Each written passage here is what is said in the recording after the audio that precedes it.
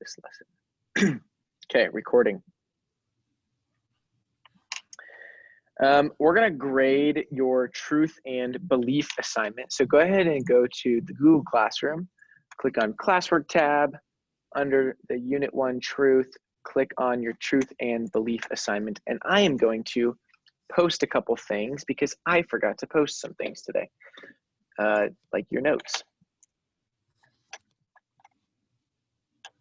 So this is the truth and belief assignment that you completed based on Monday's lesson.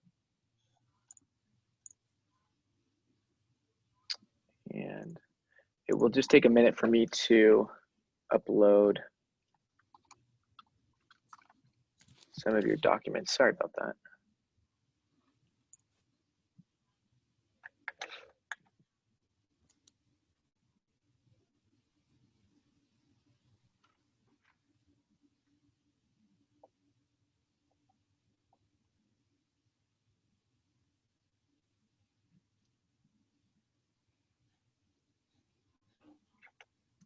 Okay, truth and belief assignment. You guys are on that Google Doc, and I'm going to return those to you right now.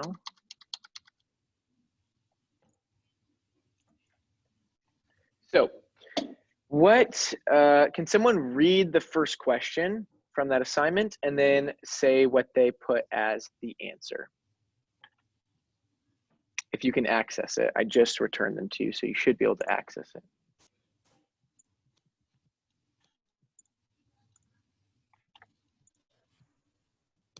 Read the first question.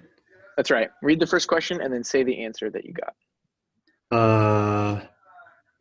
What is the sin of the Jews according to Romans 10? That's right. And what did you put, Devin? They are ignorant and seek to establish their own and did not submit to God's righteousness. Yeah, that's perfect. You got all three possible options. So one of those says that they're ignorant. Okay, what does this mean? In relation to our discussion about truth and belief, what does this mean about being ignorant? What do you think I'm gonna point out here?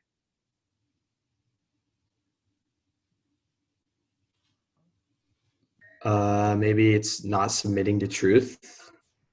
Yeah, and to use the language that we used on Monday, we'll say that the sin of the Jews, ignorance, is actually not believing what is true about God.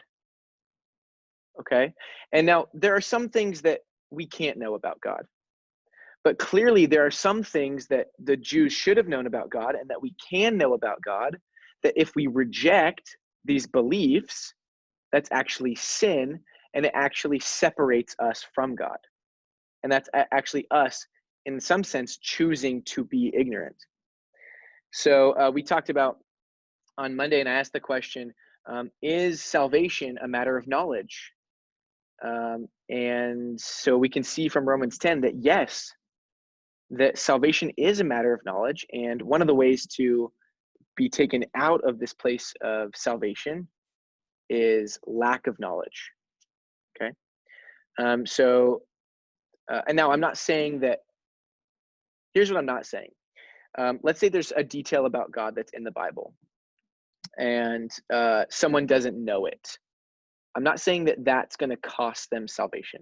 What I am saying is there are certain things that you do have to know. And we'll talk about what those certain things are later. And we'll probably debate about them because different Christian groups disagree. Great. Okay, second question. You can just summarize. You don't have to read the quotes. What is the means of salvation according to these two passages? Someone go ahead and take a crack at that question.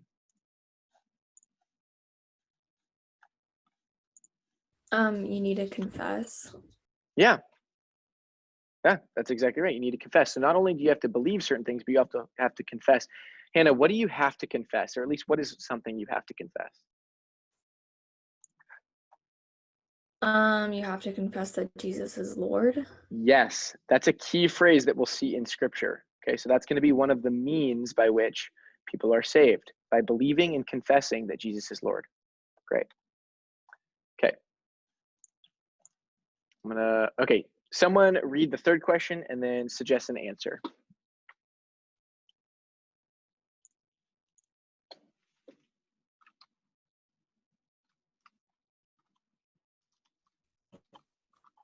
What is the reward of confessing Christ as Lord according to 2 Clement 2? Did I say that right? Yes, you did. Okay. And the answer I said is that the reward of confessing Christ as Lord is being saved. Okay, you're right. Now, being saved, let's be more specific. Let's take the language from 2 Clement 2 and answer with that language. What will Christ do if we confess him? Anyone can answer. Forgive us of our sins. Okay, does it say that? Where does it say that in 2 Clement 2? Oh, in 2 Clement 2. Yeah.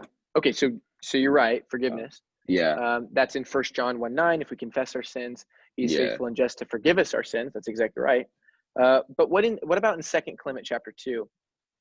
That would be given great mercy. Okay, where does it say that? Let me see. Not sure. That's what I put down. Okay, so I'd have also to read back Christ through willed it. to save the things which are perishing, seeing then that he bestowed so great a mercy on us. Okay, yes, he has bestowed great mercy on us, but that might not necessarily be from our confession. Yeah. In the last couple sentences, it says, whoever confesses me, I will what? Confess before the Father. Yes. So if we confess Christ as Lord, Christ will confess us to the Father. Okay, that's specifically what the verse says is a reward for our confession. Okay, and you might not understand that reward, and we can, again, talk about that later, but that's a pretty big deal that Christ will confess us to his Father. Maybe that's a big deal. Maybe it doesn't matter. We'll talk about that later. Okay, good. So if you needed to change your answers, make sure you put it in blue ink.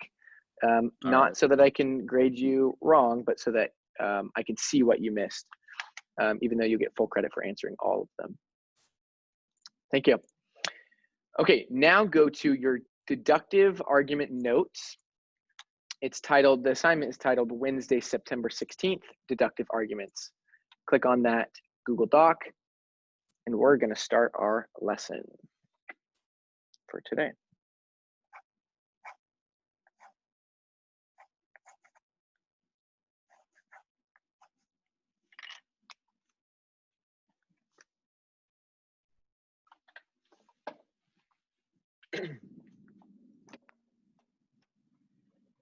Okay, as you guys interact in class, the quicker people interact, the quicker we will get through the lesson, and maybe we'll get to end a little bit early.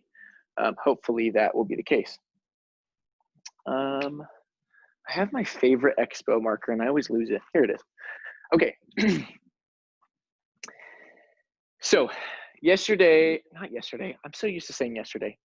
On Monday, we talked about truth and belief, and we talked about how the goal of the relationship between truth and belief is to maximize knowledge. We want to basically believe as much as possible what is true. And there's some tools that we can use to believe as much as possible what is true.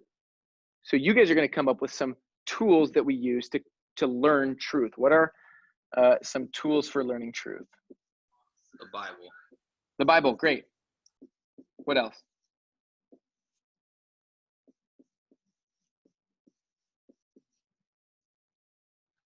What else we got?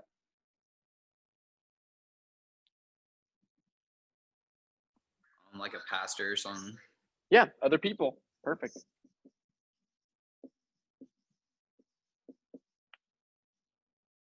What else?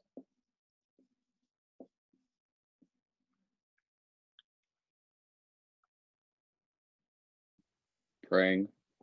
Okay, prayer. This is a tough one. This is an interesting one. So, do we learn from prayer? Do we learn from prayer? What do you guys think? Yes or no? Or I don't know. Okay. Kind of some shaky responses. Eli says yes. Good, he's consistent. Yeah, we'll talk about this. We'll talk about this later. Do we learn from prayer? Okay, some of you kind of come to some conclusions. Yeah, I think we do. Okay, so these are all great, and we're going to go to these places a lot. We already have gone to these top two places. We've gone to Romans 10. We've also gone to other people by looking at some of what the church fathers have said about Christianity. And if you don't know you've done that, well, you have. When we went to Second Clement, we were reading another person's arguments on truth. And then when we looked at the excerpt from Against Heresies, that's where we were referencing other people. And you guys have also learned from me and your classmates. So, and we haven't used prayer yet to learn. The thing that I'm going to introduce today, speaking of prayer, we should pray today. I'll pray at the end of our lesson. So if someone reminds me, that would be great. Okay. So one tool for learning is going to be logic. Okay. And basically the goal with logic is to make our beliefs consistent. So this is the goal of logic, is consistency. And how does consistency help us come to truth? What do you guys think? How does logic and consistency help us come to truth?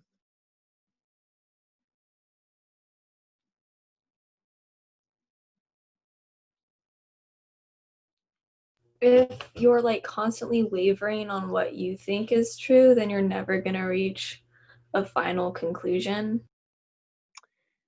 Yes, that's right. So it forces us, so logic actually forces us to make a claim rather than ask continual questions. So you're right. That's absolutely right. So it stops wavering. Good. Okay, another thing that it does is it demonstrates where we are wrong. Because if you're inconsistent in your beliefs, you can know that you're actually wrong somewhere. For example, if I say that God exists, and I also say God does not exist,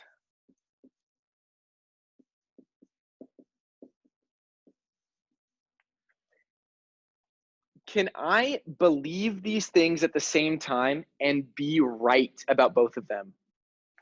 What do you think? No, obviously not.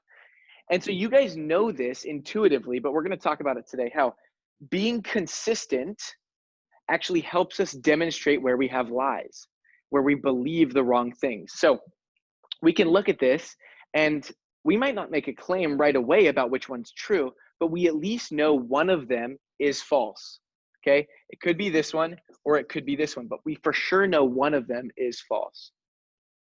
Okay, this is how logic helps us. It doesn't tell us necessarily what is true, but based on what we believe, it helps us sort out if we believe things that are consistent. Okay, great. Now let's get into some deductive arguments. So today we're talking about deductive reasoning or deductive arguments or deductive logic.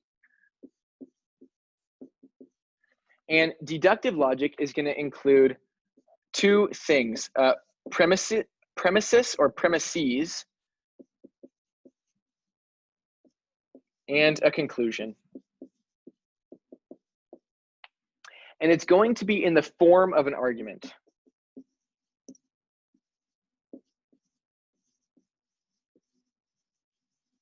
Okay, this is deductive logic. So where have you guys heard this term deductive or deduction? You guys heard this term before? In math class. Okay, in math class, Mr. Ferguson. Yeah. I know that in geometry, he teaches deductive reasoning.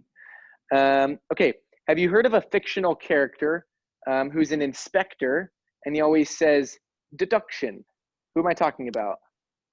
Inspector Gadget. Not Inspector Gadget. No, I don't think he says in deduction. That's what I thought of when he said inspector. Okay. Inspector might not be the right word. Detective might be a better word. Oh, yeah.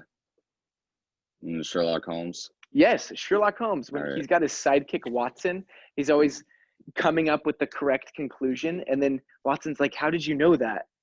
And Sherlock replies, it's simple deduction, Watson. So this is something that you guys are familiar with, at least on some level. But let's break it down and talk about how to be deductive. So deductive logic is in the form of premises and a conclusion. It's in the form of an argument. And the goal is for the premises, or sorry, the goal is for the conclusion to follow the premises. Meaning, if the premises are true, the conclusion must be true. Okay, and we'll talk about that. That's called a valid argument, and we'll talk about that in just a little bit. So, but before we do that, let's come up with, or let's look at an argument, a properly formed argument, and then we'll come up with some ourselves. So I'm gonna have to drag this over. And you guys, once you learn to argue, hopefully we'll be able to use these arguments when you're trying to convince your parents to hang out with friends and do other things, or when you're arguing with your friends about what you believe, then you can point out where their logic is flawed, and hopefully, it can benefit you in more ways than just coming up with truth. Okay, here's an argument. P1, that's premise 1, P2, premise 2, and the conclusion. I'm going to read it. If God exists, he is loving. God exists. Therefore, God is loving. Okay, this is an argument. Any questions about this argument specifically?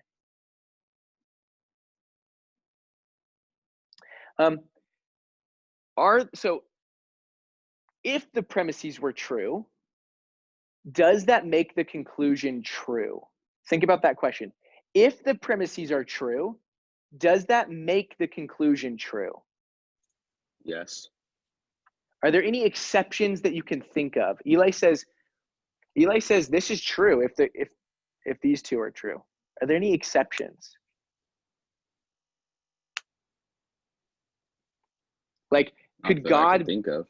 Okay, yeah, and there's not. So this is actually a well-formed argument. And so you're right, these, which we would say are true, and even if they weren't true, it would still follow that if they were true, this conclusion would be true. Okay, let's come up with an argument ourselves. You guys are going to be doing this later on your assignment. And so let's come up with a deductive argument with a couple premises and a conclusion. So throw out just a statement, just a blanket statement about the world that's just declares something, could be anything, not something that has to do with God, because we already talked about that, or love or anything like that, but just anything. The earth is flat. Okay, the earth is flat. Wonderful. That's a great thing. So I'm just going to put a couple statements up here, and then we'll organize them into an argument. So the earth is flat.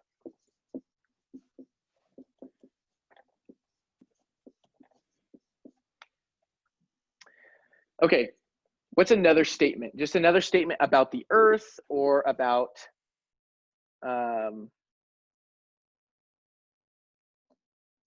Colby. So let's say this. Colby believes. We'll say this. Colby thinks the earth is flat. So give me another statement that has to do with Colby or the earth being flat.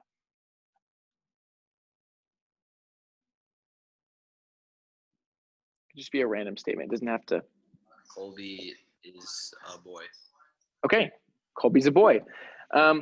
Let's take these two statements and make them into an argument. Does anyone want to suggest how this argument could be?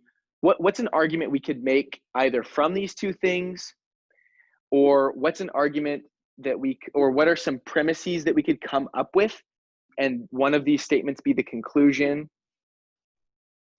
So I don't care if this is the conclusion. I don't care if this is the conclusion. I don't care if we come up with a different conclusion. But we need to connect these with a phrase. Does anyone want to suggest anything?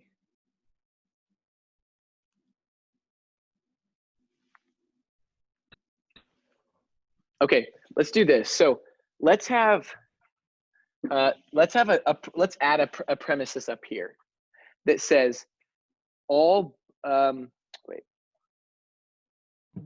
so if you think the earth is flat, you are a boy. So all people who think the earth is flat are boys.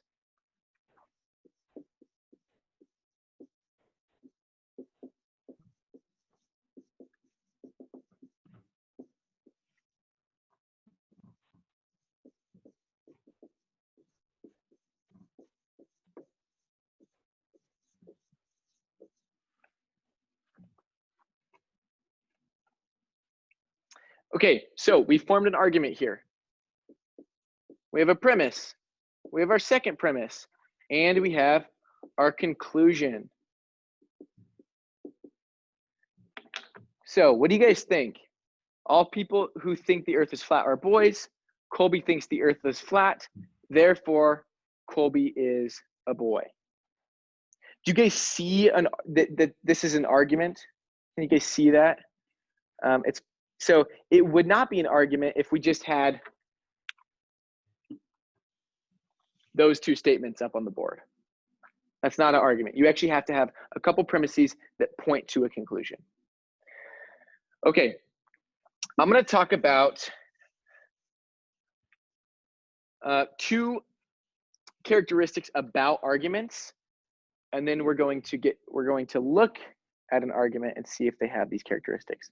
These characteristics are whether the valid is true or false, and valid or invalid.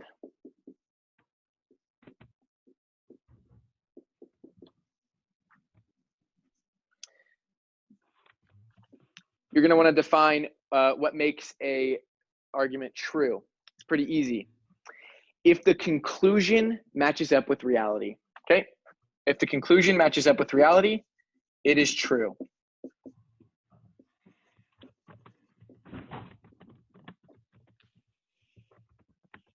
Okay, and then obviously if a conclusion does not match up with reality, it's false.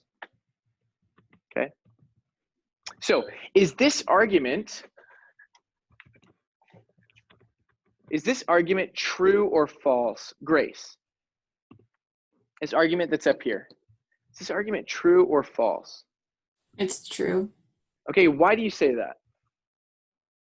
Because both points are true. Not because these 2 points are true. That's not why.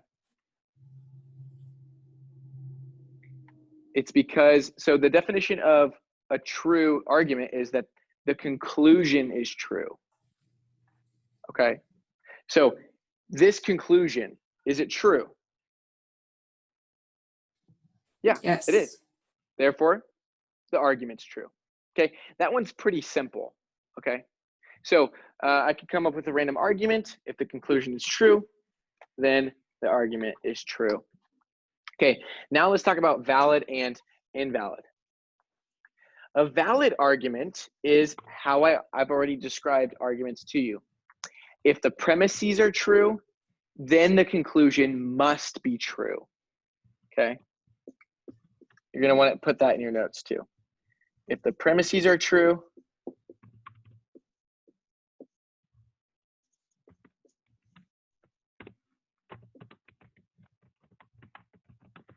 then the conclusion must be true.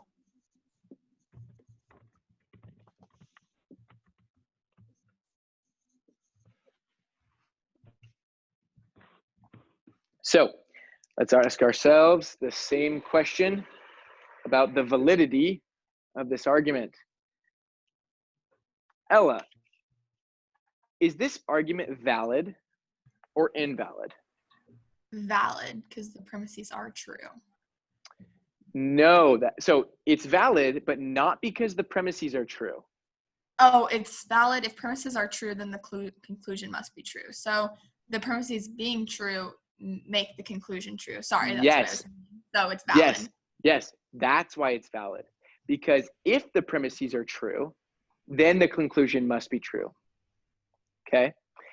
Here's another way to think about it. If the premises are false, actually, no, that's not a good way of thinking about it. Yes, so just stick with if the premises are true, then the conclusion must be true. Yep, good. Okay, this argument, you guys are all going to write down on your notes whether it is true. So I'm going to ask the question, is it true and is it valid? So I want you to write it down, and then I'm going to call on someone to answer.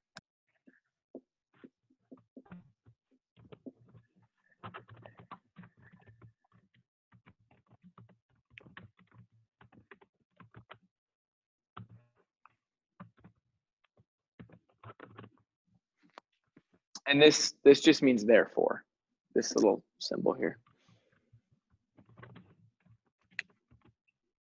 Yeah.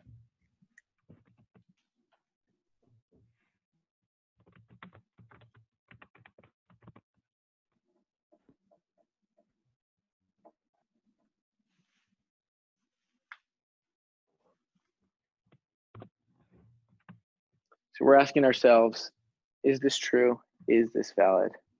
Give me a thumbs up when you've answered those on your Google Doc and are ready to respond.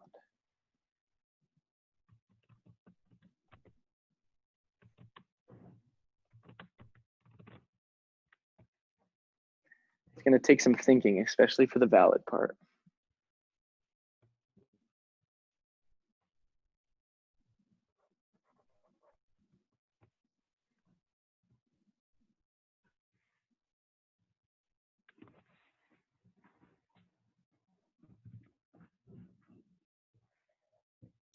All men are mortal. Mr. Ferguson is mortal. Therefore, Mr. Ferguson is a man. Okay. Leslie, is this argument true or false? I think it's true. Why do you think it's true? Well, actually, I don't. Well, is this like a trick question? Well, that's what you have to figure out. Oh gosh. Okay. So how do we define whether the argument is true or not? Well, I guess all men are mortal. Okay. And So yes, when I know Mr. Ferguson's a man.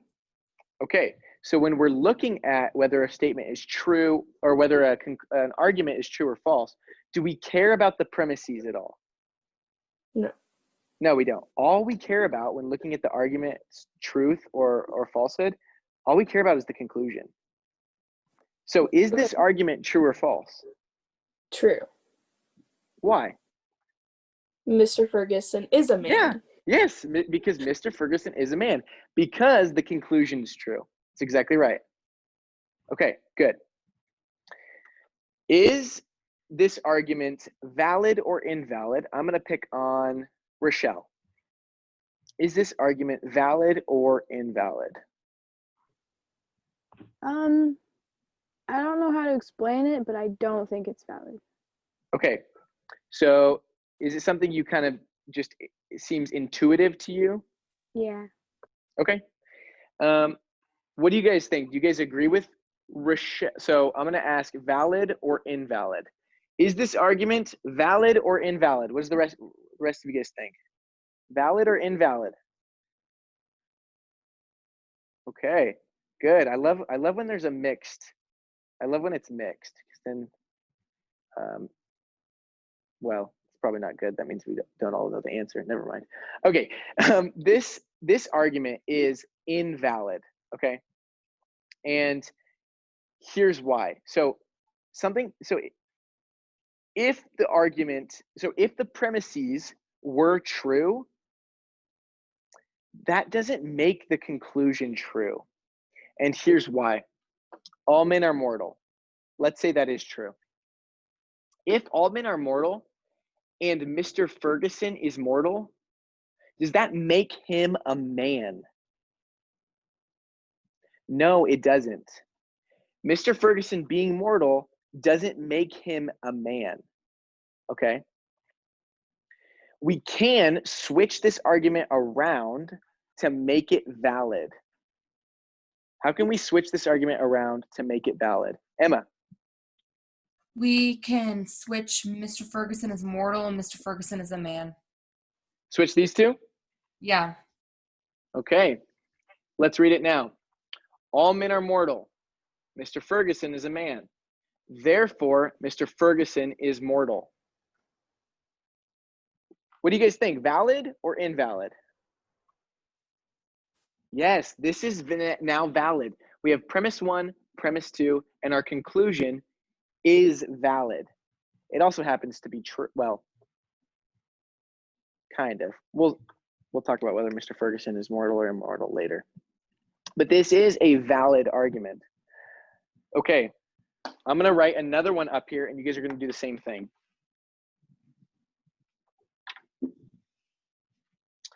Actually, let me pause, because there's another way that we could make this invalid statement valid.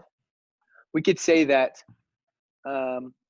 we could flip these words and say, all mortals are men. Mr. Ferguson is mortal, therefore Mr. Ferguson is a man. That would be another way. We also could say, so all men are mortals. We also could say Mr. Ferguson is a man, therefore Mr. Ferguson is mortal. That one works too. So there's plenty of ways to make it consistent and make it valid. Okay, I'm writing down another one. So it's going to start with all men are mortal. Then it's going to say the Son of God is a man.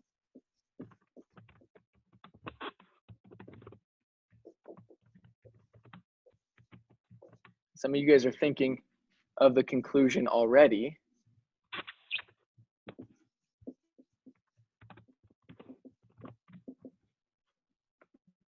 Therefore, the Son of God is mortal. Here's the argument. All men are mortal. The Son of God is a man. Conclusion, the Son of God is mortal. Is this argument true? Is this argument valid? Go ahead and write it down.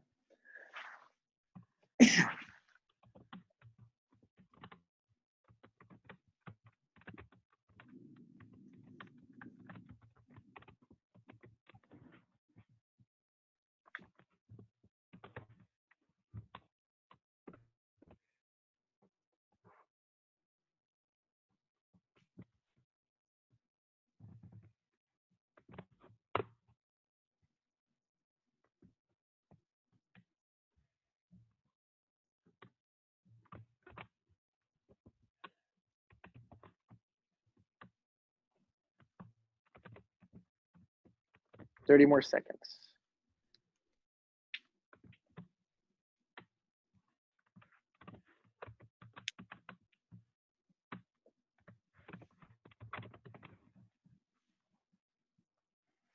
Okay.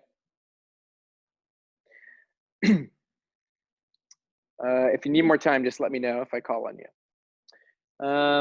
Chloe Beck, is this argument true or false? I don't think it's true. I guess it depends on when you're talking about. Okay, yeah. So He was yeah, immortal at one point, but now he's not. So I don't think it's true.